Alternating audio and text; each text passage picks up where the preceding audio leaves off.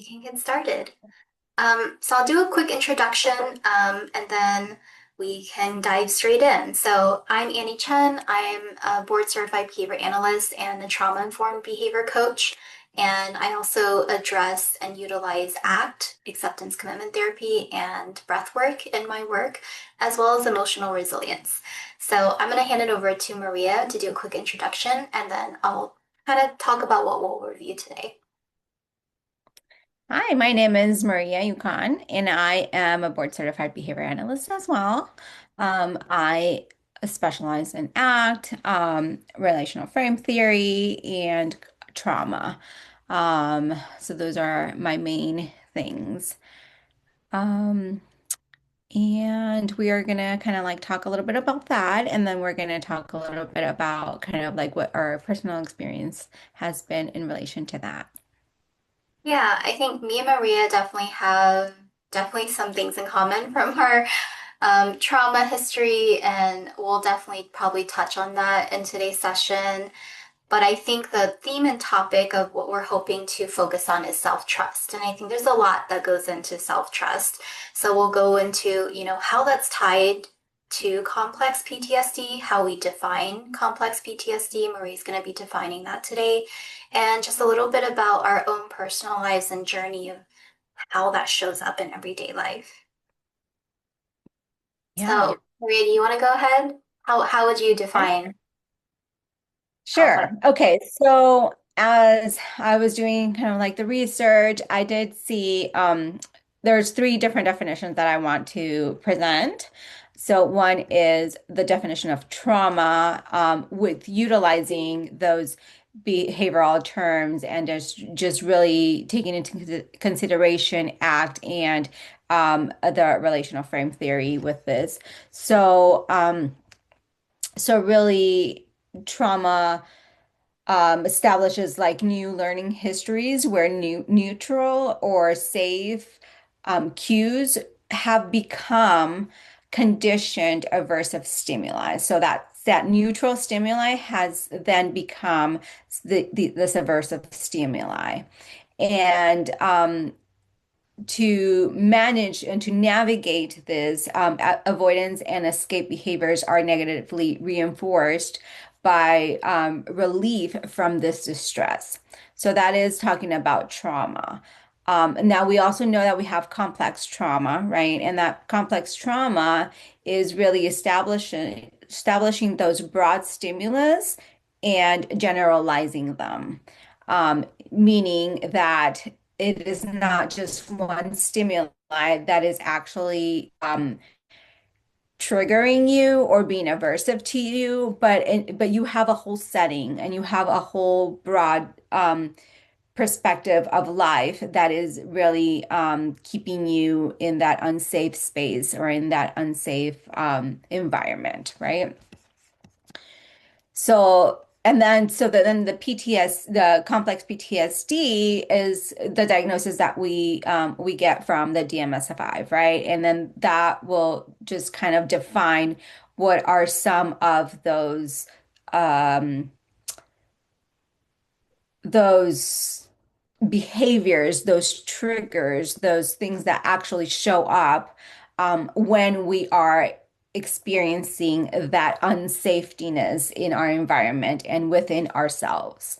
And really, like going back to that self-trust, we lose that self-trust because we don't even feel safe within our own body. So we are not only in an environment and we're not only interacting with an environment that is unsafe for us, but we're also not trusting ourselves and we're also not safe within ourselves. So we are really in this hyper vigilant state of mind, right? Yeah, we kind of lose that sense of self-advocacy for ourselves.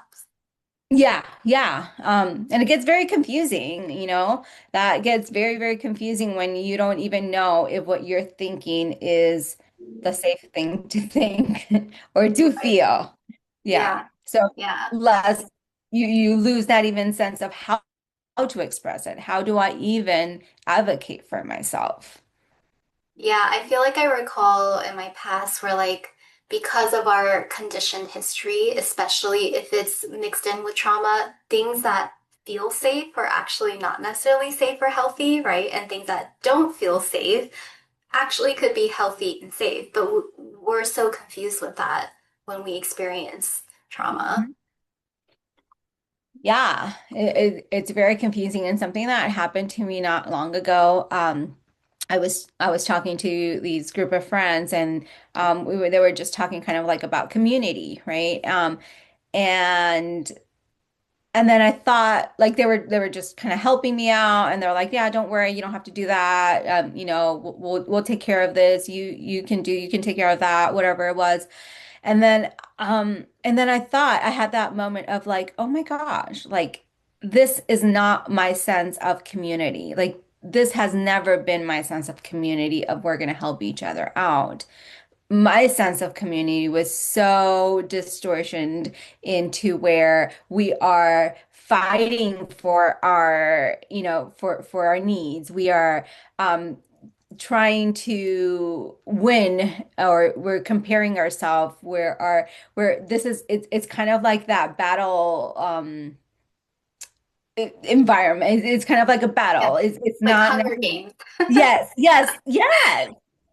And I'm like, and it's so subtle though. Like when I thought about it before, I'm like, no, I come from a very loving family, and like Mm, all of this, yeah, my family's so great, and blah blah blah.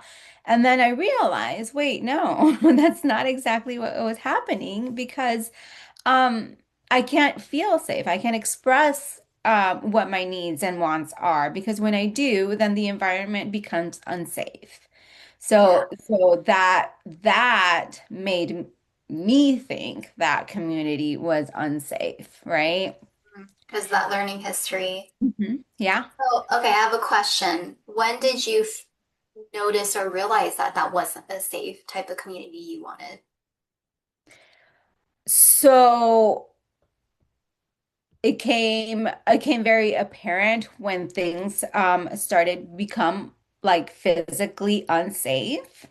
Mm, But I did not realize that until just recently when I was talking about the comparison, what say a community is, right? Until I didn't know what a community is supposed to be, right? When I didn't sit down and think about it until I sat down and thought about it, like, oh yes, this is exactly what a community should be, right?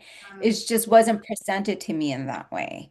yeah, So as it wasn't presented to me, then that's not the knowledge that I have. And now like reframing really that cognitive reframing of yeah, this is what I want my community to be now. And now I have the option to look for that community, create that community, as opposed to this is with your family. I don't know if that's the same with you, Annie, but with me, it was like this is your family.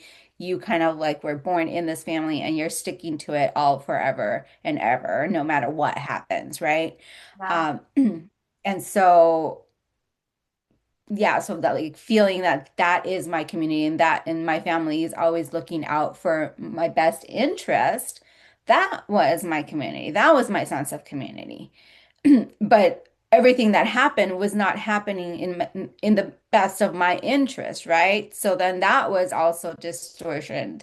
Like this is what you're thinking, what you're telling me that is safe, but in reality, none of this is actually safe for me.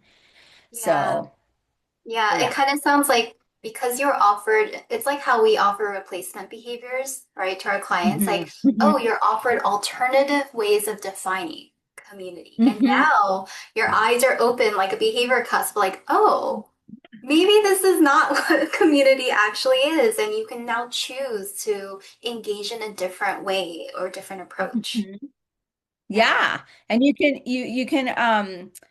can really adjust your environment. You can make those changes in environment that we do with those environment modifications that we do with like in behavior analysis, right? What we need to set up the environment for the client to be successful, right? So like that's kind of like what we need to be doing for, or at least that's how I feel like I need to be doing with my environment, just at a bigger scale, right? I'm not going to do it in a clinic. I'm not going to do it in a home. I'm going to do it like just in the world.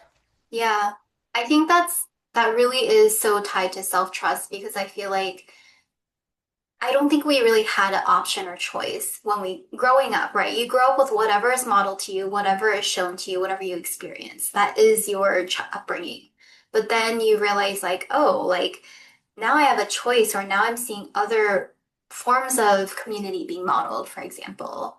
And so like Mhm. I think even for me, like learning to realize like, oh, I have the choice and the autonomy to decide for myself, is this what I want or do I want something different? That choice point, right? And Yeah, yeah, absolutely. And so did you well, how did you start kind of like discovering that self-trust? ooh, that's a heavy question. But I would say like Um, it definitely takes time, right? It's not just, I'm sure we both know, it's not something that just appears and it's not a skill that we just acquire and master right away. It's literally an ongoing and it builds up, right? And sometimes Mhm. we fall and then it gets stronger and bigger and better and then we fall again. And like I think that is the progression of healing and of progressing with anything. But I would say building self-trust for me is doing a lot of the deep inner work and Mhm. learning the skills of showing myself self-compassion, showing Mhm. myself grace and how to let go, right? Like we learn a lot of that in ACT. What does Mhm. it mean to be okay with how I feel instead of seeing it as a weakness or as something I need to get rid of, right? Mhm. Unlearning a lot of those histories of punishment that I was taught was not okay to engage in. And I think as I practice those, I think that is where self-trust starts showing up. You're like, Mhm. oh, well, if I'm kind to myself, all of a sudden I have options. And all Mhm. of a sudden I can be nice enough to myself to think like, well, maybe I want to do this instead of, oh, I have to do this because it'll make this person happy, or I have to do this because I'm scared it will upset this person, or, right, a lot of that fawning, right? So instead of operating in that, we start operating with, what do I want? And what do I need? And what would I like to pick and decide for my own life? Yeah, yeah, for sure. Um, And I think that you said something there that reminded me of acceptance, right? You kind of like talked about building that trust and kind of like going step by step and so on. So really, when I think about that, I think about acceptance. We think about accepting as we just need to be okay with what's happening. Mm-hmm. Um, but in my opinion, in my experience, acceptance has been not only being okay with what's happening, it's being okay with me not being okay. It's being okay Yeah. with me not, you know, practicing that self-compassion, with me needing time for myself, with me needing that space, that rest. I realized that throughout my healing history, I have I've needed a lot of rest. I don't know if that's the case for you, but I have needed so much sleep and so much rest. And I'm going through hormonal changes too, so that has not helped with the sleeping. But then that's also something that, I need to learn how to manage. When am I going to, like, how much time do I need to rest? Yeah. Sometimes I need days in a row. Mhm. And being okay with that and not judging myself for that and really understanding that I need that time. My body actually, my brain and my body and my soul need this time for me to function tomorrow. Yes. And so I think, I don't know, that once I kind of realized that acceptance was not only accepting, yeah, okay, this is what's happening and I can't do anything about it, but it was more of like, yes, I can do something about it, but it's not going to be with what everybody else would do about it, right? It's going to be what I need for myself. Yeah, which can seem counterintuitive sometimes, right? Especially when we're stuck in trauma or a fight or flight. Okay, Hmm. I feel like we're on a roll here, but I want to add something else to acceptance since we're Yeah, talking about yeah. this, right? Because I feel like so many times people learn about ACT and but we struggle, especially if you're just learning, you're like, okay, what does acceptance actually look like? Like what is that? What am I supposed to do, right? What does that mean? And I think like what I think of is acceptance is let's compare this with trauma, right? So, like in trauma, we tend to react, right? Our Hmm. instinct is to, we need to do something about it. We need to react or we run away, right? That's that fight or flight. And I think that is essentially the signs of trauma is like we feel like we need to do something, we need to problem solve right now, right away. And we know Hmm. that is a trauma, like a dysregulated response. When in Hmm. reality, like that is a big difference with being reactive versus being responsive, right? So when it comes to acceptance, it's like I can respond to my emotions. It doesn't mean I need to do something right now, but like, can I just notice it?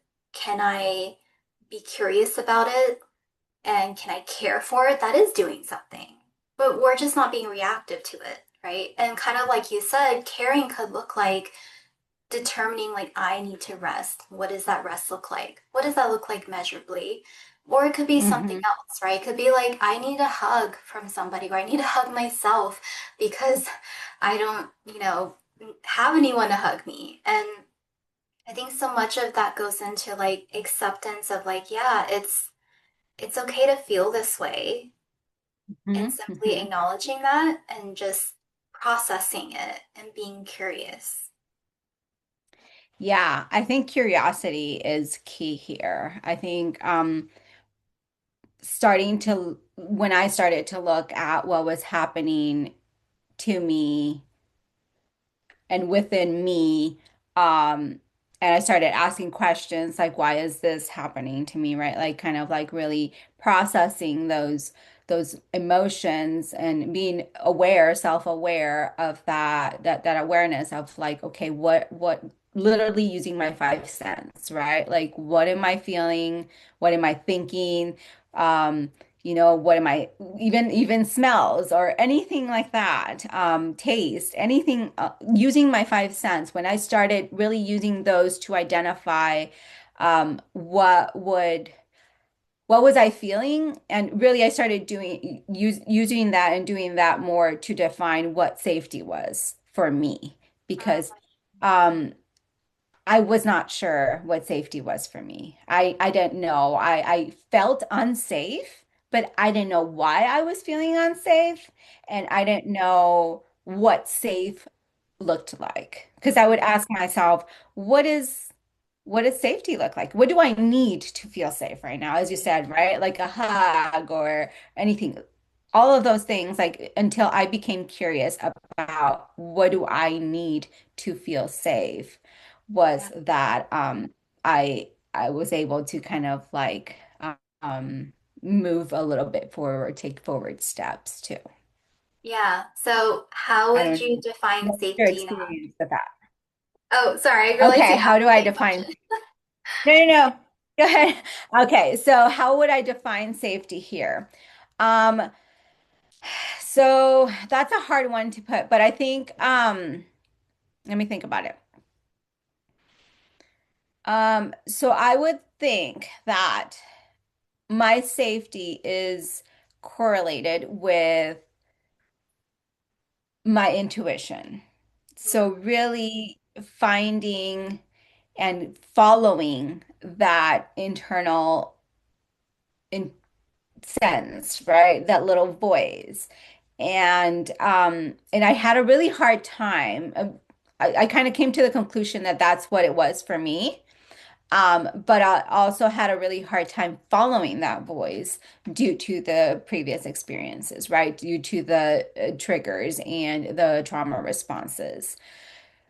So the way that I was able to kind of reconcile with that was by finding evidence that I can trust myself. mm, Because I could find so much evidence that Well, no, I actually couldn't find evidence that I was unsafe. And so then I'm like, okay, if I'm not this unsafe, how I'm feeling it, because I'm really feeling so unsafe right now. But the reality, when I look objectively, right, when I'm observing my environment and observing my life, I'm like, well, really, I'm not in that much of an unsafe environment right now. Why am I feeling this way? So then that's when I started looking for that evidence of, okay, how am I safe now? Or how have I been safe in the past when I've felt safe? What have I done? Like, what am I thinking right now that I can't do that I've done in the past? And so finding those little things that you then can use as evidence that you are actually safe and that you are an actually safe person, that when you follow your intuition, good things happen or you just gain that safety. Yeah. Yeah. It sounds like it's almost like finding the SDs of like, okay, this is presented. What is the outcome? Do I feel safe? Do I respond differently? Do I run away? And I Hmm. feel like kind of what you're saying, it obviously ties back to self-trust, right? It's almost like you lost your voice somewhere along the way. And finding that safety, accessing that safety is finding that voice again, learning how to trust it. 100%. Yeah. Yeah. Yeah. I agree. Yeah, I love that. Okay, sorry. I think we kind of went off to a tangent, It's okay. but very good stuff. I wanted to ask you, what do you think is the difference between, because you're defining trauma, like how is that different than complex PTSD or what we might call CPTSD? Okay, yeah. So I guess so how I see it is the trauma is really what happens in your body after either one instance or several instances where you have experienced adversity or it's just kind of like a shock for your body and for your mental yeah, your brain or Yeah, your emotional system. But so that's how I would see it. And then the PTSD would come into like these are the symptoms that we are experiencing. So what kind of symptoms am I experiencing throughout these after kind of like the trauma happened, right? And that they're lingering there. So, for example, anxiety or the lack of sleep or even depression, like all of these things are symptoms that come after these events that have put you in this fight or flight or fawn mode. yeah, okay. What is your thought on that? Yeah, I mean, yeah, I think to maybe add to that, like from my understanding, is like the complex PTSD in terms of how that might differ to, say, traditional PTSD is like there are chronically small moments of Mm, of some event that mm, was punitive or some form of history of punishment that neglected us or abused us in some way, right? That mhm, as you pile that up, right? Whether that's within our childhood or our upbringing. And we experience those small incremental moments, whether we realize it or not, that can lead to complex PTSD. So if I think mm, about for me, I actually didn't realize I had it. I mean, honestly, I thought I had a normal life. And uh, then I look back now of my journey and just all the things that all the work I've done on myself.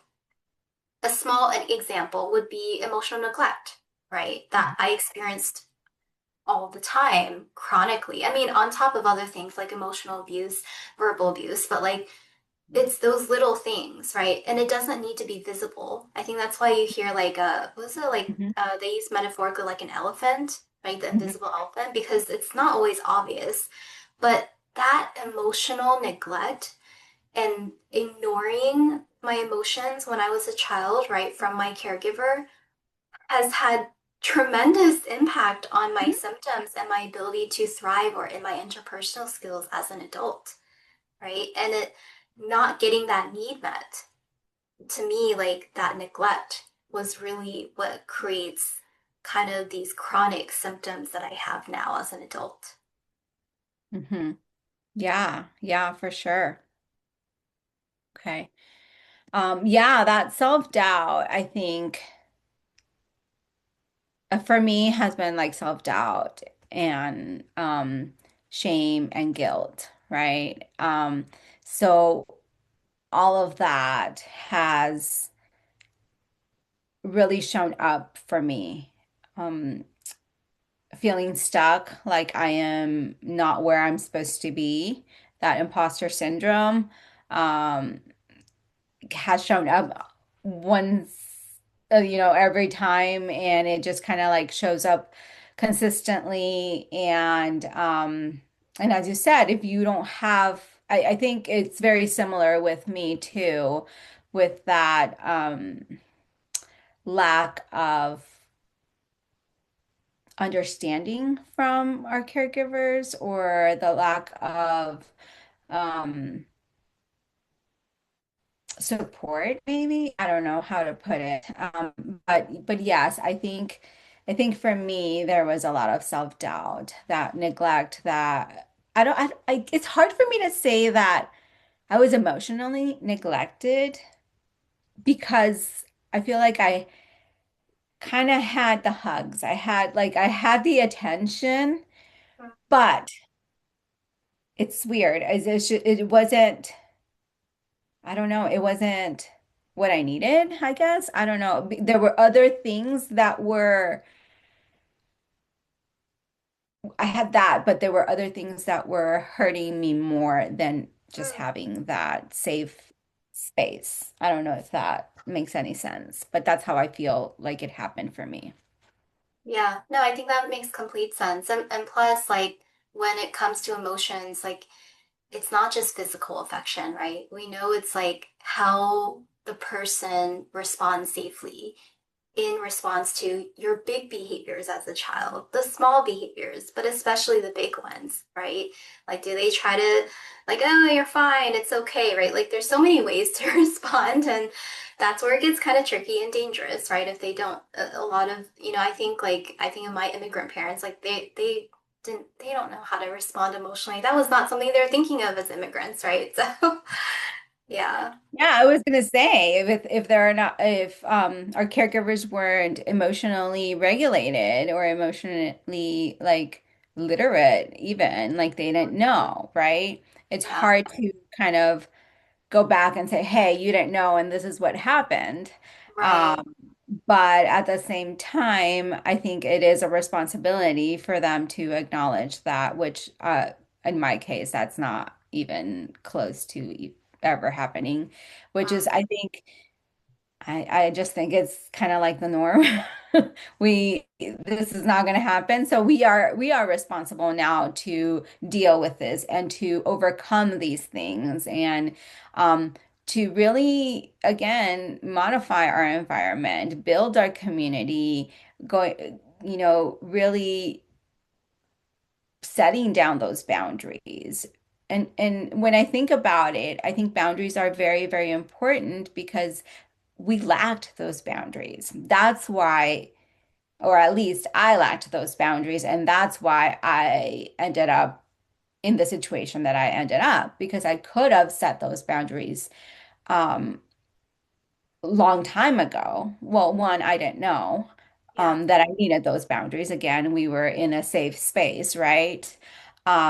Two, if I would have put those boundaries or set those boundaries, things would have happened like they happened, but they would have happened before.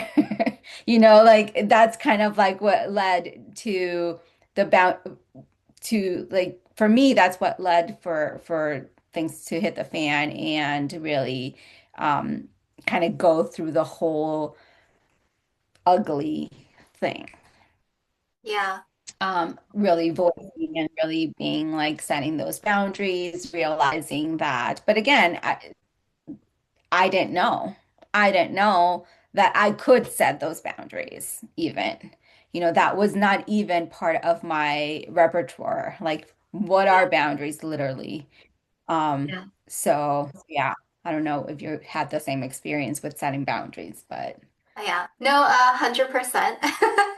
Um, yeah, I would say for me, it was within my relationships. Well, also it was my parents too, but I would say it showed up, those challenges showed up more in my relationships.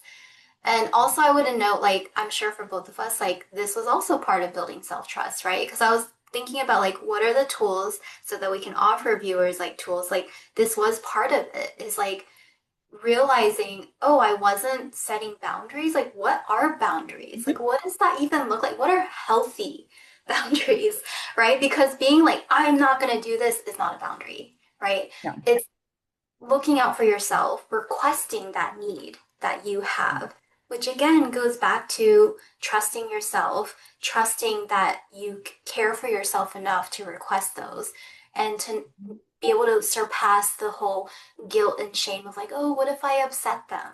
Right. But to be able to be like, no, I'm like still working on this even today. I literally just had a therapy session earlier where we talked about it, where I'm like, I get criticism because I have a history of constantly criticizing and setting boundaries confused, right? So I was telling like, oh, I feel like I'm always criticizing my husband. Like I'm always like, you're not doing this and I need this. And she was telling me like, well, for me to say, hey, I need this from you is not a criticism. That is a need.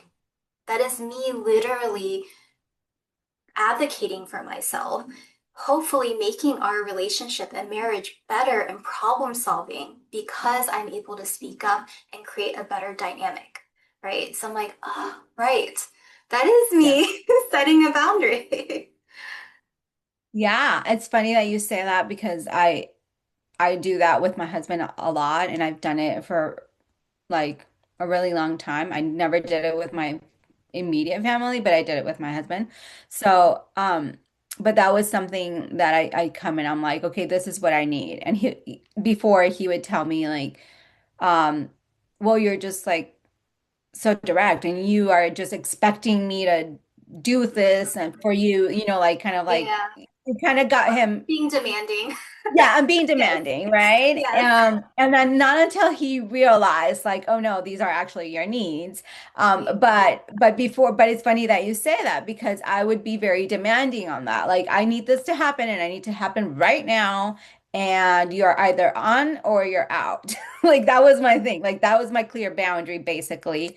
Yeah. Um, but which is not the right way to set the boundaries, by the way. I'm just saying, like that's kind of like it translated in my marriage, but it didn't translate in the same way with my family, with my immediate family.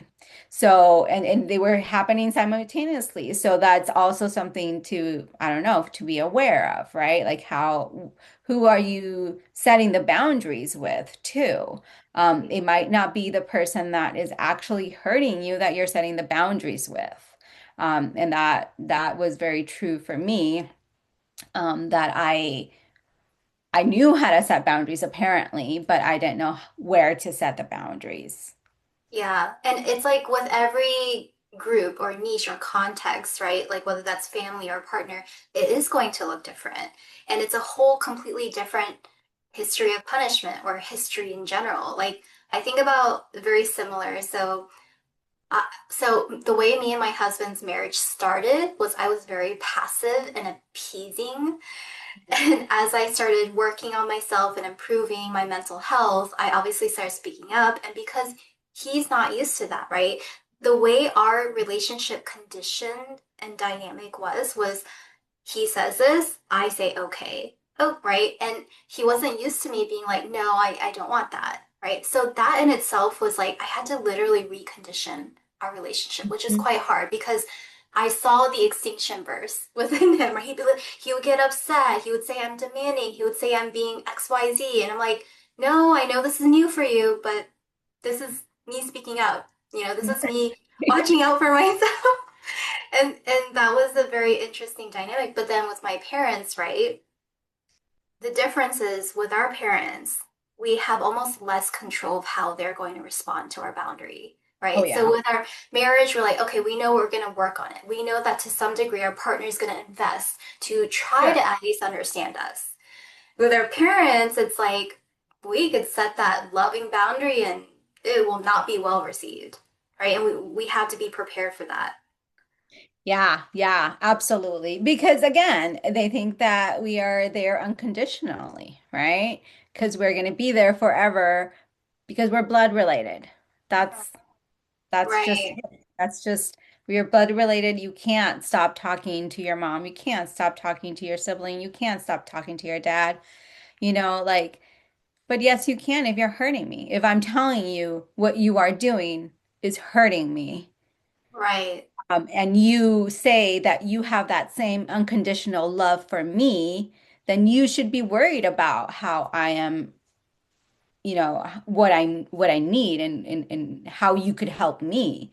But if this Yeah, is a one-way relationship, I guess that's for me where I'm like, okay, if I'm putting more than what you are putting into this relationship, no matter what relationship it is, um then I'm out, because this is a one person relationship, and that just doesn't work.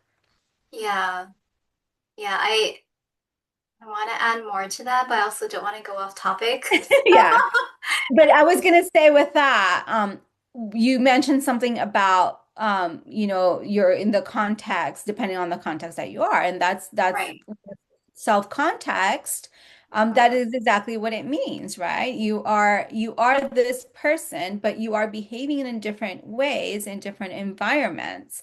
So really, it's not necessarily all the time looking into what you are doing, but in what context are you doing that? And there are some contexts where setting boundaries is going to be great. There are others where maybe those boundaries don't have to be that harsh, or they can be more flexible. I don't know. It depends.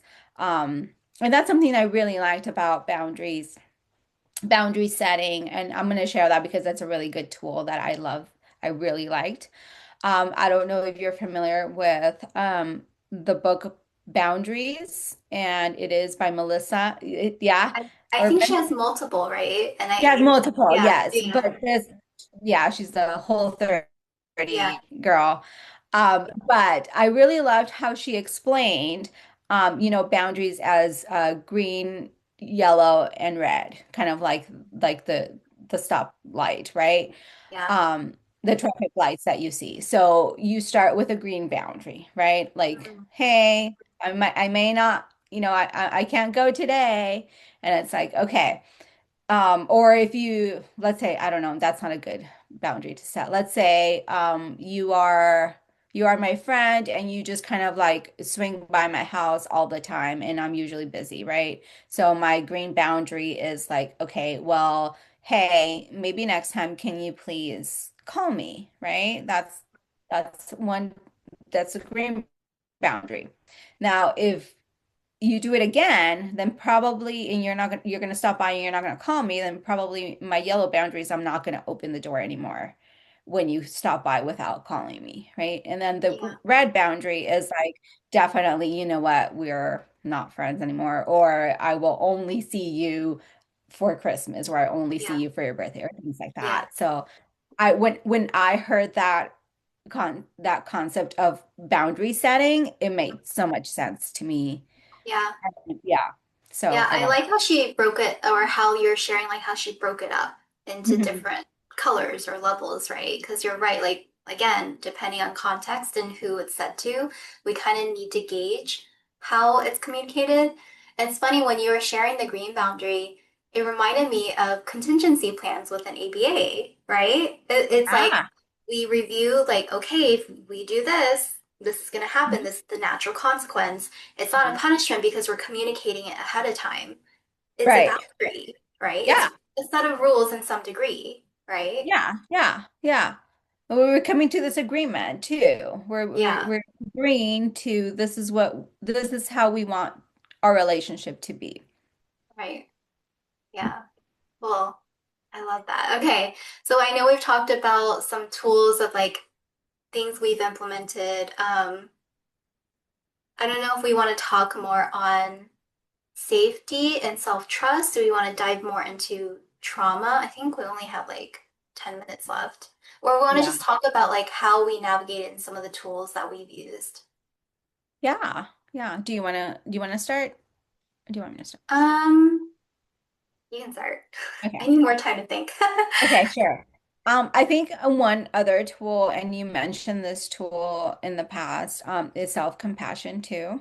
Mm-hmm. Um, that when I learned about self-compassion and Kristen Neff, I don't know if you've read Kristen Neff's self-compassion or book, but she also kind of like has these three points or these three things that she talks about when practice self-compassion. So we talk about like being aware of ourselves, and I can't remember if it's 3 or 4 points. I think it's just three. But we're just kind of like being aware that we are needing that compassion, right? That we're struggling or whatever. And then we move on to um a common humanity, right? We can see that we are not the only ones struggling. And I think that has helped me a lot when talking to other people and just really seeing that we are not the only ones struggling and that we're not um, the the only ones that are actually going through hard things. And this is also, I guess, for me, when discovering that I had gone through trauma, it wasn't what I thought it would look like. So really going and talking to other people that have experienced trauma and just kind of like relating to them, it's like, okay, so this is not just me. I'm not making it Right. up because that was Yeah. another, self-doubt. Am I Yeah. making this up? Am I the narcissist? Am I, like, am Yeah. I the one doing the harm? And I'm just like, and this is a punishment to me because that That's where also the shame creeps in, right? yeah, exactly. That's where Yeah. the shame comes up. It's like, oh my gosh, I am such an awful person. Why is this happening to me? It must be because I'm awful. Yeah. It must be that. It can't be because I'm a good person, right? But at the same time, so then really that common humanity is helping me identify that no, really, finding that validation and finding that yeah, that evidence that it's not me, right?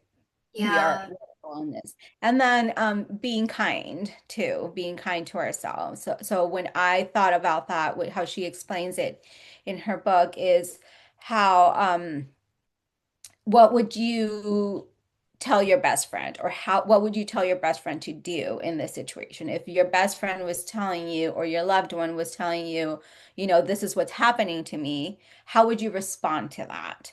Yeah. Um, and so then when I started looking at things like that, when I started reframing those concepts in that way, I think that self-compassion was a very useful tool and it was great.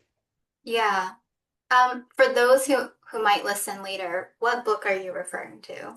Um, I think she has one that is just a self-compassion and the other one is fierce self-compassion. There's two of them and I read both of them, so I am not sure which one I'm referring to. Do you remember the author's name? Yes, Kristen Neff. Oh, okay. Okay, yeah, I remember you mentioning her. Yeah.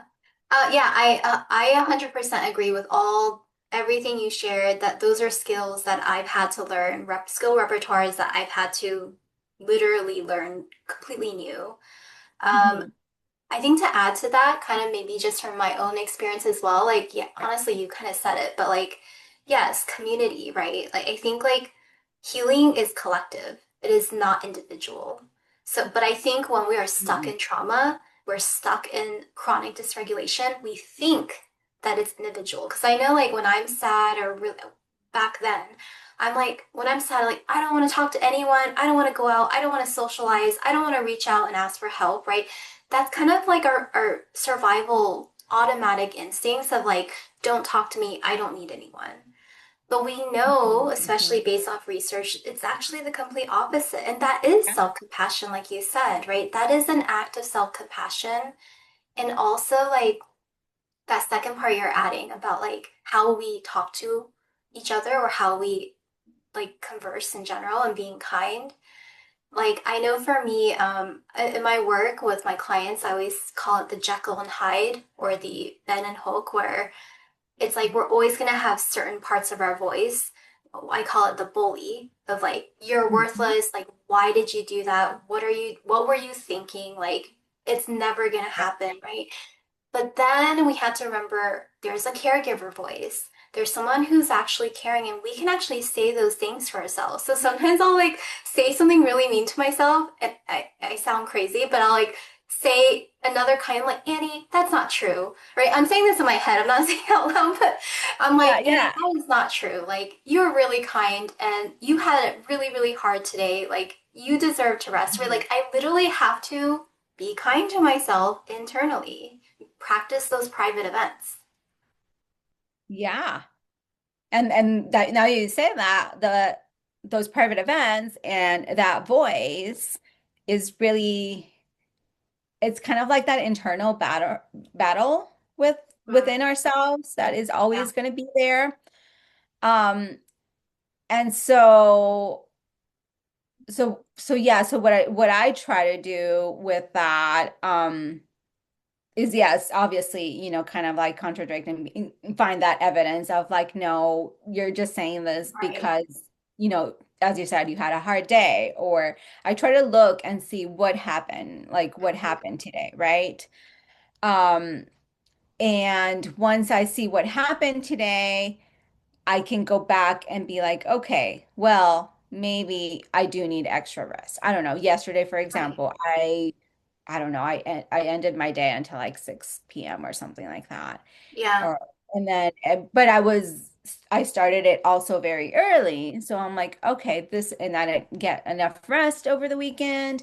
And I've learned that of myself that I need the rest. I need it. It's just and sometimes I do become very impatient with myself. I'm like, okay, you're done. You can't need this much rest. But then I remember, I'm like, no, but if I need it, I need it, right? Then my Yeah. body is telling me that I need it. So I must need it. And then I just kind of go on.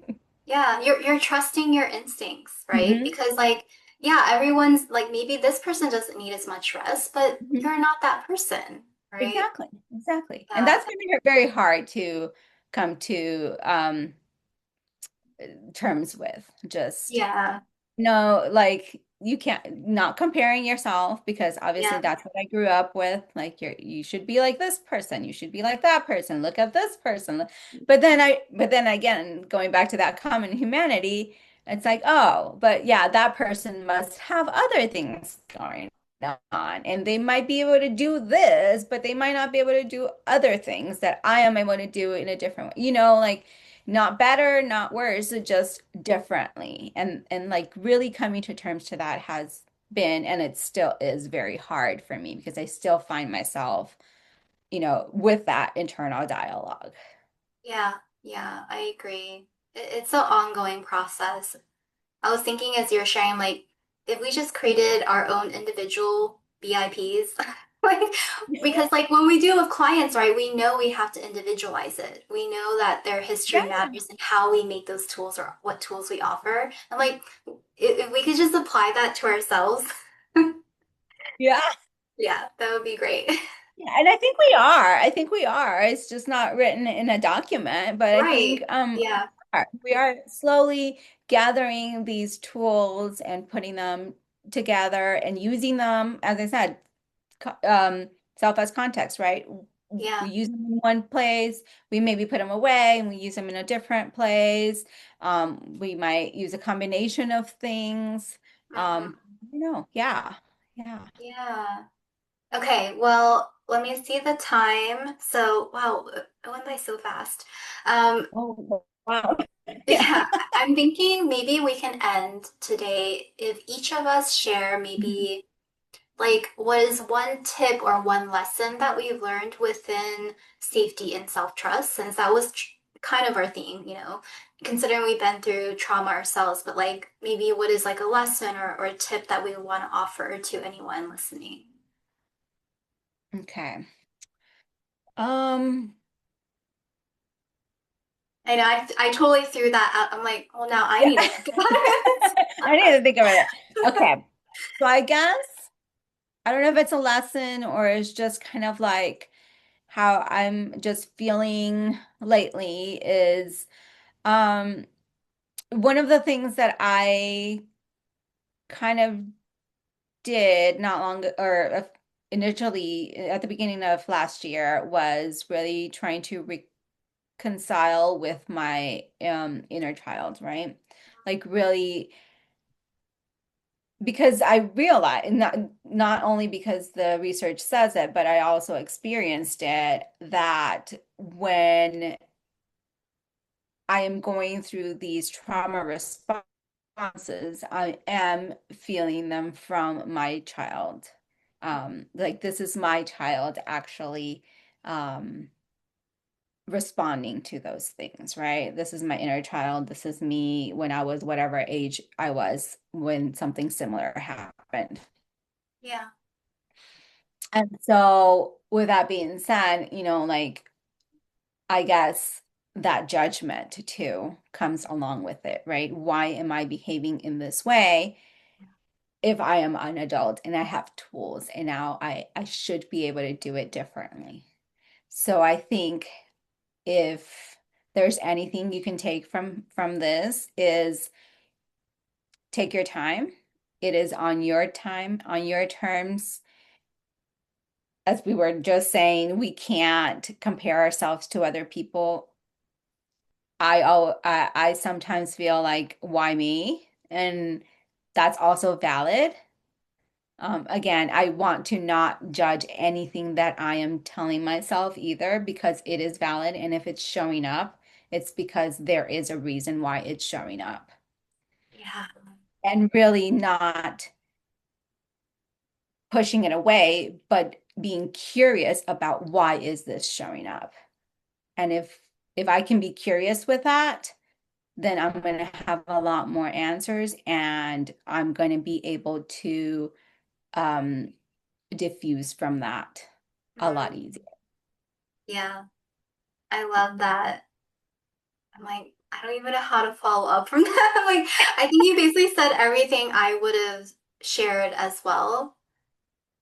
Um, yeah, diffusion is a big one. Like learning how to diffuse away from my thoughts and emotions and not identify as it. Okay, I'll add that part.